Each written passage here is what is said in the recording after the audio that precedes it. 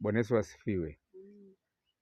Tuko mahali hapa kwa ajili ya rejea ambayo tutakuwa tunajifunza hapa. Kuna jambo la kujifunza. Tunavyomuona binti huyu ni mdogo, sio mkubwa, lakini katika maisha yake ameishi katika maisha ya mateso.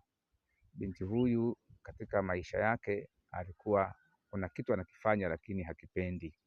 Ni kitu ambacho mtu anairithishwa lakini katika jamii, lakini yeye mwenyewe ndani ya moyo wake hakipendi. Binti huyu kama unavyomuona tangu udogo alikuwa ni binti ambaye hamjui Mungu, hajaokoka, wanaishi maisha ya kipagani. Na maisha hayo ya kipagani, binti huyu mojawapo ambayo ya kipagani ni mabaya kabisa, alikuwa amesuhishisha na mambo ya kichawi. Na mambo hayo yametoka katika jamii yao. Kwa hiyo hivyo unavyomuona hapa, tangu akiwa shule ya msingi alikuwa ni binti ambaye ni mchawi, ambao huenda walikuwa wanatishia wanafunzi wenzake na kadhalika. Ukimwona hapa ni mdogo, lakini mambo ambayo alikuwa anafanya ni makubwa. Binti huyu atakwenda kujieleza, lakini mambo aliyoyasema ni makubwa katika maisha yake, lakini Yesu ni mwema, amemwokoa.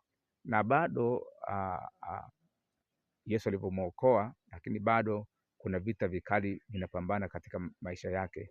Anahitajika arudi katika maeneo ya familia yao, kwa sababu huko tangu sasa anahitajika arudi ili kwamba aendelee na mpango wake wa kurithishwa ili aendelee kuwa mchawi.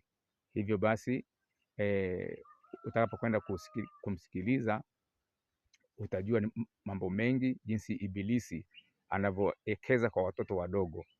Siku hizi shetani haekezi uchawi kwa watu wazima, anaekeza kwa watoto wadogo kabisa. Huyu alianza kuwekezwa mambo ya kichawi tangu akiwa mdogo. Hivyo ndugu zangu, ni vizuri sasa mkaelewe, watoto mnaowaona sio wote ni wema. Kuna watoto wengine ni wadogo lakini ni wachawi.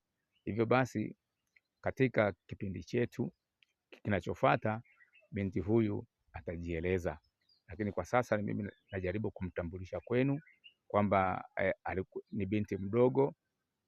Una miaka mingapi binti? Ana miaka 15.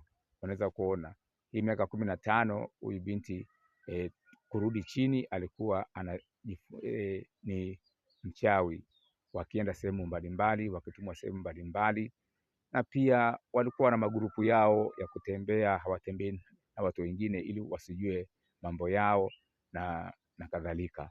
Hivyo basi karibu katika awamu ya pili